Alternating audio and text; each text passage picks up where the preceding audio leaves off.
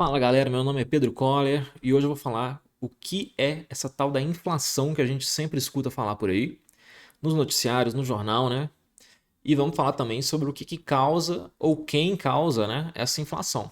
A gente vai ver isso aí e muito mais nesse vídeo, mas antes, vê se você gosta desse tipo de assunto, já se inscreve aí no canal e clica no sininho para você receber as notificações. Última coisinha antes de entrar no assunto, um disclaimer para os economistas de federal de plantão.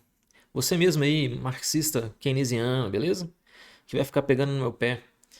Eu estou sacrificando um pouquinho da precisão aqui no uso de alguns termos para ganhar na simplificação. Ou seja, eu vou facilitar o entendimento aí das pessoas leigas no assunto. Então eu estou sacrificando essa precisão de termos, tá? Para atingir maior número de pessoas, tranquilo? Então não adianta você vir falar aqui que eu falei de base monetária quando era para falar de M2 e não sei mais o que, tranquilo? Porque o intuito é mais o entendimento geral mesmo, do que esses detalhes, beleza? Então bora lá. A definição original do termo inflação, né, ela vem lá do século XIX. Na época, o mundo estava sob um padrão ouro, né? Ou seja, havia as notas, né, que chamam, as notas bancárias, mas o dinheiro de verdade era o ouro, tá? As notas que existiam, elas eram dos bancos privados que existiam na época e elas eram promessas de pagamento, tá? Então o banco guardava o seu ouro e ao invés de você ficar carregando ali um monte de moeda, barra pesada, pra lá e pra cá e tudo, você carregava só essas notas e trocava com elas. Então as pessoas costumavam aceitar e ficava mais fácil, né? Mais ágil, transacionar e tudo mais. E aí, nessa época, alguns banqueiros que eram bem espertinhos, né, eles perceberam que a maioria das pessoas nunca sacava o ouro. Eles pensavam, eu vou criar mais nota dessa aqui e prestar por aí, né? Dessa forma eu vou ganhar com em cima dos empréstimos que eu fizer com essas notas. E aí os economistas eles utilizavam o termo inflação para retratar esse fenômeno de uma expansão na quantidade de notas circulando. E transferindo para os dias de hoje, então, né, seria mais ou menos equivalente aí ao aumento da base monetária, uma vez que a gente já não tem mais o lastro em ouro, né, nem nada. Então a gente pode dizer que a definição original de inflação é a expansão da base monetária, beleza? Indo um pouco para frente no tempo, né, avançando lá para o século XX, os governos acabaram com o padrão ouro. Então, eles começaram a ser os responsáveis pela quantidade de dinheiro que circulava na economia. Tá? Eles viraram os monopolistas da criação dessas notas. Coincidentemente, nesse mesmo período aí, a gente teve uma mudança na definição da inflação. Tá? Então, os economistas, em grande parte, né, financiados pelo dinheiro estatal, mudaram a definição aí da inflação da original, que era a expansão da base monetária, para a atual, que é o aumento nos preços. Tá? E por que tem esses aumentos que a gente observa aí constantemente? Tá? Então é simples, na verdade. É a lei da oferta e demanda em ação, tá? Que é a lei mais básica da economia aí. Quando um determinado bem econômico tem a sua oferta aumentada, né? Ou seja, quando mais disponibilidade que a gente tem daquele item lá, a tendência é que esse item perca valor. Ou seja, as pessoas que estão comprando aqueles itens, que querem comprar aqueles itens, eles são dispostas a dar menos em troca dele, tá? Do que antes. E quem possui está disposto a receber menos para se livrar daquele item lá, beleza? O dinheiro, né, ele é um bem econômico como qualquer outro, tá? Ele serve à função de transferência de valor. Basicamente, ele deveria ser um garantidor de que só quem produz riqueza na economia, né, e valor de verdade, é que podem consumir essa riqueza e esse valor da economia também. Tá? Então, a gente, para garantir que não vai dar as coisas que foram produzidas para pessoas que não estão contribuindo, o dinheiro serve para isso, né? Então essa é uma função muito importante, né? Se você começar a imprimir uma quantidade desenfreada de dinheiro por aí, todas as outras coisas permanecendo iguais, né? Que na economia a gente chama de ceteris paribus, você vai conseguir comprar menos coisas com esse dinheiro, tranquilo? Então vamos ver aqui uma ilustração bem simples que eu criei para ajudar vocês a enxergarem isso aí. Então bora lá, ó. Tô aqui com uma quantidade de dinheiro na economia. Imagina que isso aqui é economia, né? Então temos essa quantidade de dinheiro e temos esses itens aqui, esses produtos, tá? Bens e serviços que são criados na economia, que foram produzidos, né? Agora podem ser consumidos. Quando a gente tem só essa quantidade de dinheiro aqui, esse dinheiro tem que ser mais ou menos o equivalente a essa quantidade de produtos. Tá? Então, com esse dinheiro aqui, a gente tem que conseguir comprar esses produtos aqui, todos. Claro que eu botei aqui só uns alimentos, né? Mas Isso aqui serve para tudo da economia, tá? Não só alimentos e tal. É como se isso aqui representasse tudo que existe na economia, todos os bens e serviços. Tranquilo? E aí, quando a gente tem só essa quantidade, tem um certo equilíbrio que a gente fala. Daí chega alguém lá e coloca mais dinheiro. Agora tem o dobro de dinheiro. Mas a quantidade de produto, como vocês verem, não mudou, né? É o ceteris paribus ali que a gente colocou antes. Nesse caso, o que vai acontecer é que agora, à medida que esse dinheiro for sendo gasto para comprar isso aqui, as pessoas vão ver que está tendo muito dinheiro na economia e que os produtos estão acabando. Então, esses itens vão ficando mais caros com o tempo, à medida que esse dinheiro vai gastando. Então, no final, vai atingir um novo equilíbrio, de forma que as coisas vão ficar mais caras por causa da quantidade maior de dinheiro que a gente adicionou na economia. Então, a gente vê que quando a gente tem a mesma quantidade de produtos e serviços disponíveis, mas o dinheiro aumenta, né? Então, ele perde valor em relação aos produtos e serviços que estavam na economia anteriormente, tá? E essa é a única forma de você explicar por que praticamente tudo fica mais caro ao mesmo tempo, tá? Na economia. É a perda de poder de compra do dinheiro, que ela é causada por isso, pelo aumento da base monetária, tá? Aumento da quantidade de dinheiro em circulação. E quais são as consequências desse aumento de preços, então? Fiz uma outra ilustração bem simples para demonstrar para vocês aqui. Então vamos imaginar que a gente tem aqui a impressora, né? Que está imprimindo o dinheirinho ali para nós, e a gente tem aqui as pessoas na economia, tá?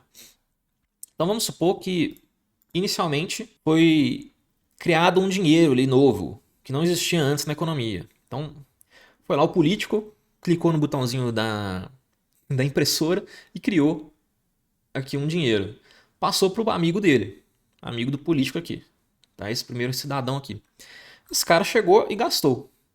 Pegou o dinheiro, né, e gastou com algo que outra pessoa produziu. Essa pessoa então entregou os produtos para ele ali, ó, entregou 6 produtos por 4 cifrõezinhos aqui.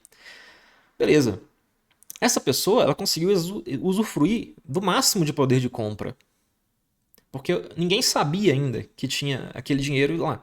Então ele está entrando agora na economia. Ele foi o primeiro a usar aquele dinheiro, o primeiro a gastar.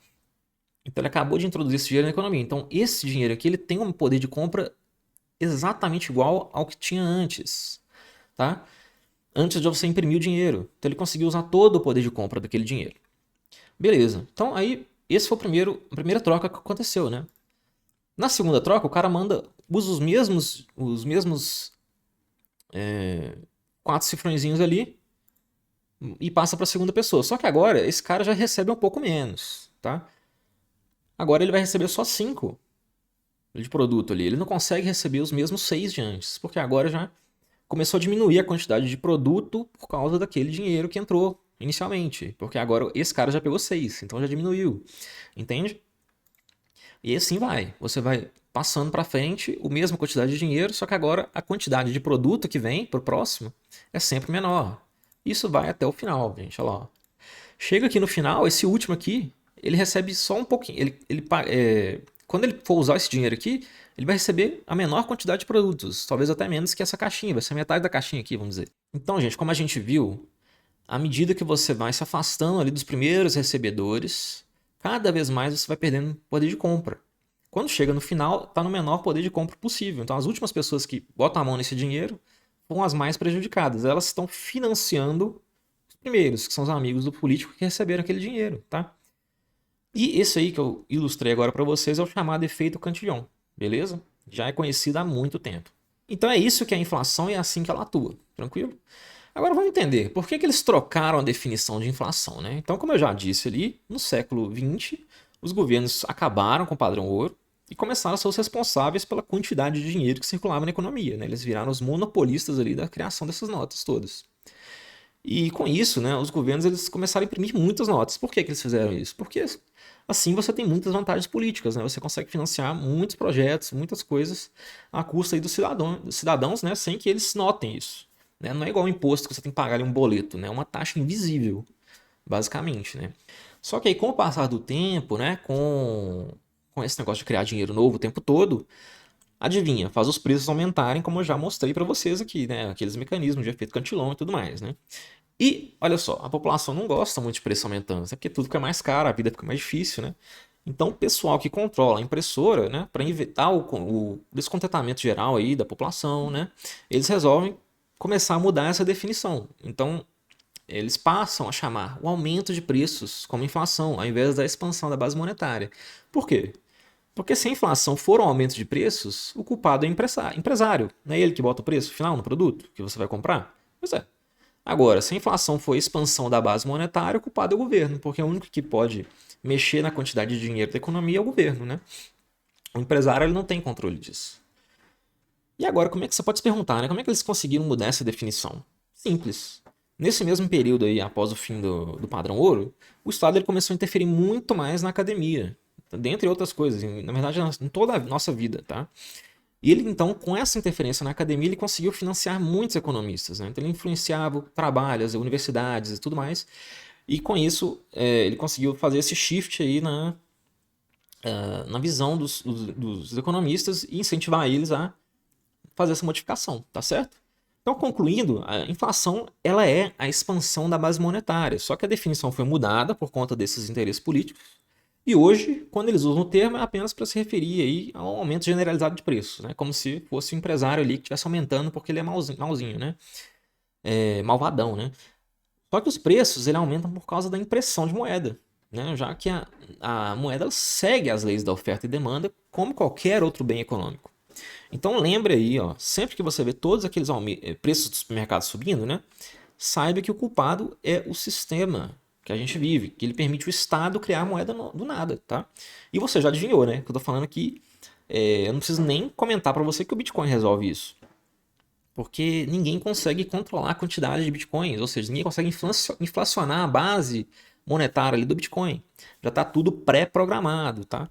E lá para 2140 vai chegar no máximo, que são 21 milhões de bitcoins. A gente já está, eu não sei se são 19 milhões, 20 milhões, não sei, mas ainda vai demorar aí uns anos, né, um século aí para chegar nos 21 milhões e vai acabar, e nunca mais vai sumir, aumentar. E não tem como mudar isso. Tranquilo? Então era isso aí que eu tinha para falar. E não esquece aí de clicar no botão do like e comentar o que você achou. E isso aí vai ajudar bastante a gente aqui, o vídeo a chegar em mais gente, vai ajudar o canal a crescer também, beleza? Valeu, galera!